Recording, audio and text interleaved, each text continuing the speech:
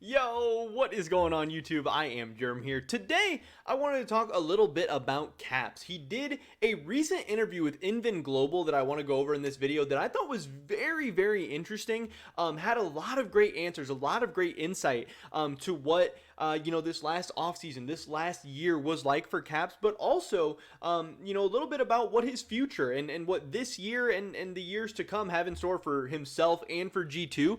And I just think it's really interesting. I hope you guys will enjoy this video and enjoy, me going over some of these things and giving my thoughts and opinions, because I think it's very exciting. Obviously, G2 is one of the more popular teams, one of the more polarizing teams. You love them, you hate them, whatever, but you tune in, you care about them. And caPs is really a player it seems like everyone loves.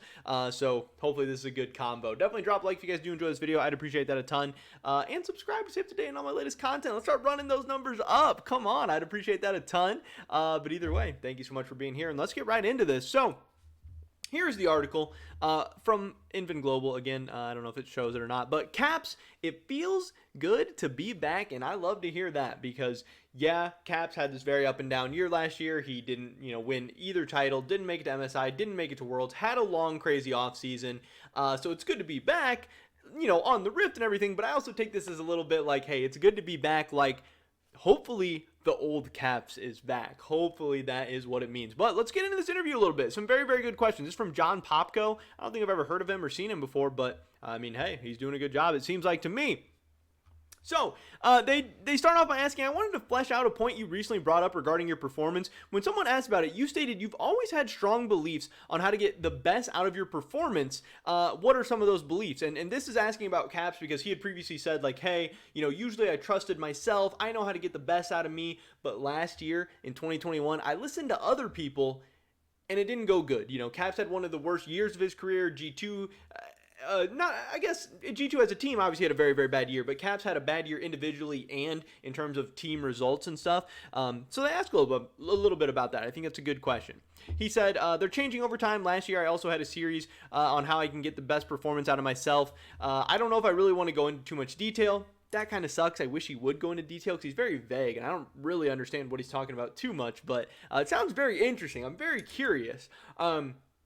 He says, but basically last year I didn't listen to myself enough. I was very much trying to get an optimal schedule, trying to optimize everywhere. I listened to other people a lot, but not so much to myself. Other years I valued my opinion the highest in terms of what I need to be at my best. After Season 10 Worlds, obviously that is where G2 was 3-0'd by FPX in the finals, I do believe. My confidence went down to the point that I felt like I had a lot to change about my performance. I felt like maybe I was trolling myself by just not doing everything optimally. Now, on one hand, that might sound kind of crazy.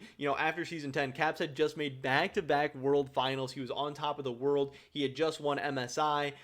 But also at the same time, second straight World Final of him getting 3-0'd, so that had to feel like, yeah, we're making it to finals, but damn, we are still so far away. The best teams, the best mid laners, the best players are still so much better than us, and that's got to be heartbreaking. That is a tough thing emotionally and mentally to deal with twice in a row. The highs of making a world final and getting so amped up and excited for that. You're so close to achieving your dreams, but then to have that crushed, that's got to be so defeating and so demoralizing. So I understand why, it's crazy that even though he had all this success that he wanted to kind of reinvent everything, but like he says, he was trying to optimize. He was trying to close that gap, between him and the best teams in the world.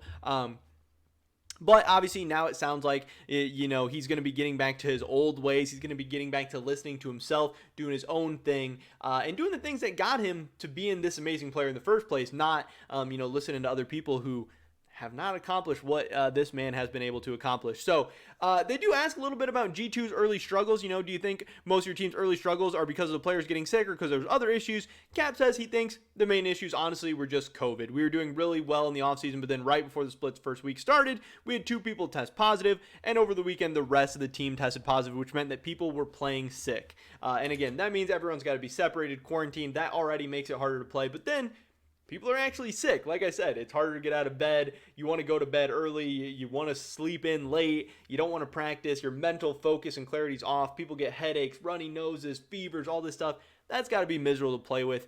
any video game, even low stakes, but let alone, a high stakes, stressful competition where you got to be talking all the time, thinking all the time, fast reacting. Yeah, COVID is a mess to deal with when you're talking about high level competition. So totally makes sense. I definitely give G2 a pass for those first couple of weeks.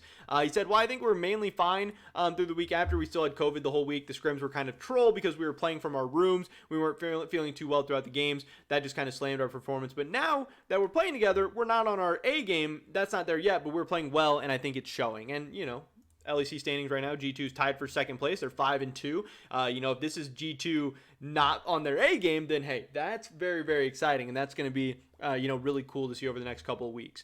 He says he thinks confidence is a huge thing, especially in esports, at least for him.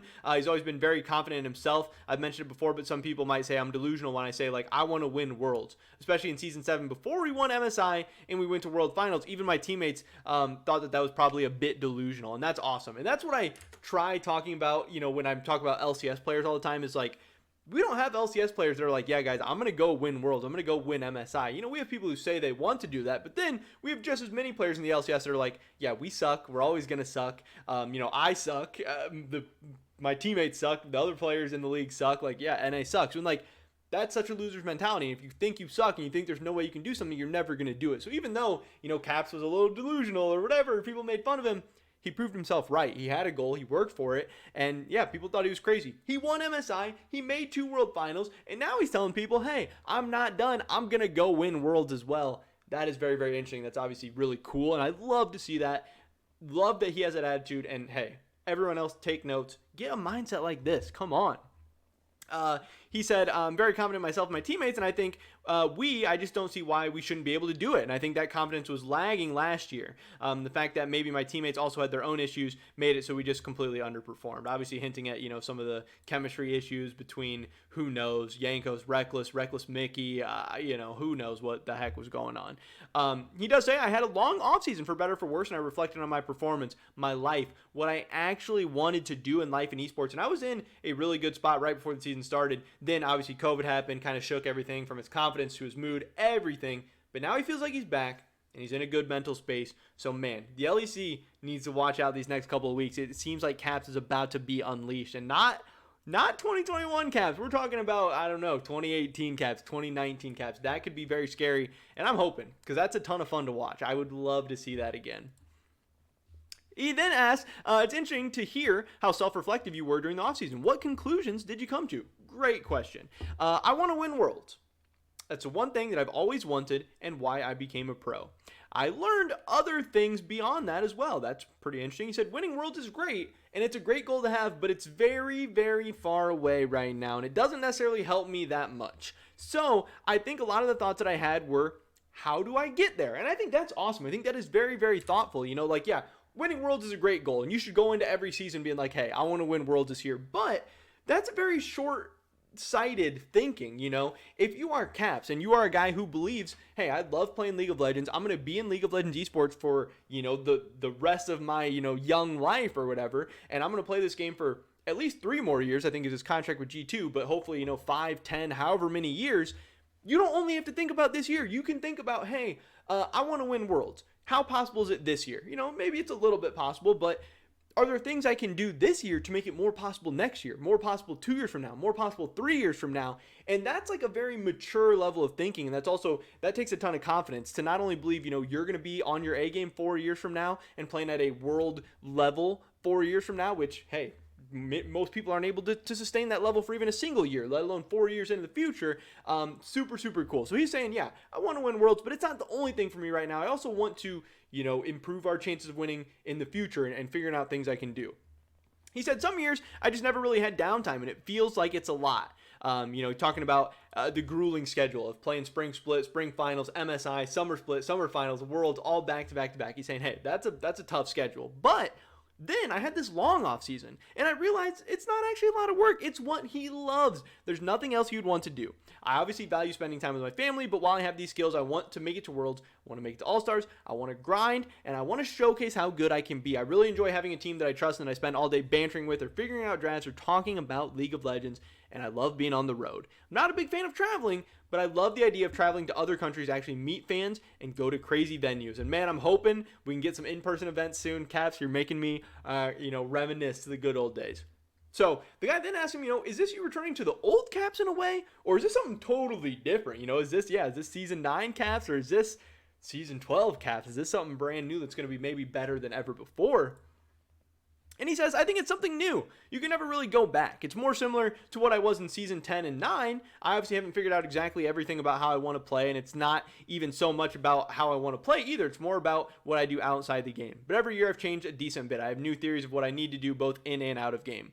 Season 11 was a completely fresh start. I've always had things I've done that I've liked and things that I haven't. Every year I've tried to improve. What I didn't like, tried to test new things. But in season 11, I just started a fresh slate. I reset the formula. I removed everything that I knew and tried something else because I felt what I was doing was not good enough. I think I did better in the past years. I didn't do well in season 7. In season 8, suddenly we actually win LEC, go to MSI, World Finals. Then season 9, we win MSI. We win both LEC splits. We get to the World Finals again. And since season 7, I've always had this mental thing of, sure, I haven't won Worlds yet, but every year I get better and I get closer to it, which was a powerful mental weapon. I've always liked having confidence. And then when I lost that, my confidence shattered and I didn't have a really reliable thing anymore. And that's very, very interesting because like he says, he made it to World Finals. Then the next year, he won MSI and made it to World Finals. Hey, I've lost the World Finals twice in a row, but I'm getting closer, I'm getting closer, I'm getting closer. And then all of a sudden, hey, we just lost in the World Semifinals. That sucks, but hey, top 4, that's not too bad. Hey guys, we're still pretty good. And then Perks leaves, hey, Perks is the guy who's been with me the whole time at G2, having all this success. Oh, that sucks. At least we got Reckless. Oh, hey, now we didn't win an LEC title. We didn't even make it to MSI. We didn't win MSI. We didn't even make it to Worlds. That has to be very, very weird, especially for a guy like Caps, who has always, been towards the top, if not on top of the LEC. He's always been making it to the big tournaments. He has always been making deep runs at international events. He's always been so successful. And like he says here, it's been easy to be confident because he's always been so good. And he's always had so much success. And he's always been winning so much. But now in season 11, he had his first taste of defeat and struggles. And it's going to be interesting to see how he bounces back from all that. Because, yeah, that's got to be pretty weird mentally. He said, so I thought about that. I just had to change everything, and I did. I had horrible results, but one, I didn't want to give up on things that I was trying. You got to give it some time. You got to see it out. He wanted to give it the whole year. And two, it's harder to realize things during a season than after the season. So some of the things I like to do felt good, but the results were just not there. But so far, it's going so much better. I don't think my stage performance has been insane, but I'm feeling a lot more confident. It feels good to be back. There it is. He is back. With the point of the mental weapons you used in mind, what was it like last season not qualifying for Worlds? How did it compare with the past? What was the process of overcoming that? This is the biggest question of the whole interview. This is where things get the most spicy, the most interesting. He said, it was hard. It was probably one of the hardest few weeks in my life. Honestly, that is a very, very big statement. I was honestly just sitting in my room all day long doing literally nothing. And I think, we've all been there before. That's just like a feeling of despair, sorrow, some kind of depression or something. Heartbreak is truly what that sounds like to me. Something you love and care about just absolutely destroying your heart. And I think we've all been through something like that. And that is, I think, what makes competition in sports so interesting. The fact that, Cap says there's nothing he'd rather be doing. He loves this. But it still made him feel like that. It gave him the darkest weeks of his life. He would sit in his room and do nothing because he didn't know what to do with his day because he was just crushed. And then he's still back out here the next season, back ready to go. That is so cool. And he's back to trying again. And he'll probably fail and probably be crushed and heartbroken again. But that, what you're chasing is so worth it. And maybe you'll get there one day. And it's so worth going for. And you love the journey. You love the experience. Really, really cool visuals for me there. He said it just didn't feel real. Part of me wanted to grind still, but part of me wanted to go think about the meta. I was mentally kind of preparing for our semifinal, but there was no semifinal to prepare for. I think there was a lot of roster talk going around as well because everyone wanted to figure out what they were going to do next year. But for me, I think it was just really hard. I didn't have the mental space to think about the future. I could barely see a few weeks forward. I was thinking about just quitting League. I was thinking about the fact that I wasn't good enough because I did as poorly as I did, and we did as poorly as we did. But I guess everything heals with time. It's the magic word. And I had a lot of time, fortunately, which is, kind of a funny line because, yeah, he did have a lot of time. They didn't go to Worlds. They had a long off season. And I had a lot of people that supported me. I got to spend some more time with family. I was still a bit worried, but I think our tryouts went really well. I was really happy with the boot camp we did. It was nice to meet new people. I definitely needed the change in environment. But the big thing for me here is I was thinking about just quitting League. Because he wasn't good enough. And that's crazy, to think that a player as good as caPs and a player with as storied of a career and past as caPs was having thoughts of quitting, of just being done because he felt like he was so trash. And like everyone knows that that's so ridiculous. But sorrow, depression, misery, heartbreak, being crushed, devastated, whatever, it makes us think crazy things. It makes us act weird. You're not in the right headspace. You're not in the right mindset. And it's so cool that caPs was open and honest in this interview and gave us all this information. Obviously I don't really think that he was ever going to quit or retire or anything like that. And, we all have crazy thoughts like that and make irrational thoughts and decisions or whatever. But, he's still a very, very good player. Yes, I've been critical of caPs in 2021. I don't think overall he was that great, especially when you're comparing it to caPs standards. But I do think it's possible for him to bounce back. And man, I am really, really hoping he bounces back strong in 2022 because I know that competitive League of Legends, the LEC, and LOL esports all over the world is better when caPs is not just good, not just performing, pretty well, but when he is great, when he is amazing, when he is one of the best players in the world. League of Legends is more fun to watch, and League of Legends is a better play. So I'm glad that caPs is here to stay, and I hope that him and G2, find some success in 2022 because I think it'll be for the better of everyone. Again, whether you hate G2, whether you hate caPs, whatever, them winning titles, them at least competing for titles and going to Worlds and going to MSI, that's entertainment. So that's pretty much my thoughts on everything. Definitely drop a like if you guys did enjoy this video. I'd appreciate it a ton. Leave a comment down below. What do you think about this interview with caPs? Did this make you think some things? Did it make you think a different way about caPs? Are you surprised to hear some of this stuff? I don't know. I'd love to hear your guys' thoughts and opinions. Subscribe, stay up to date on all my latest content. Hopefully catch you guys in the next one. But until then, peace.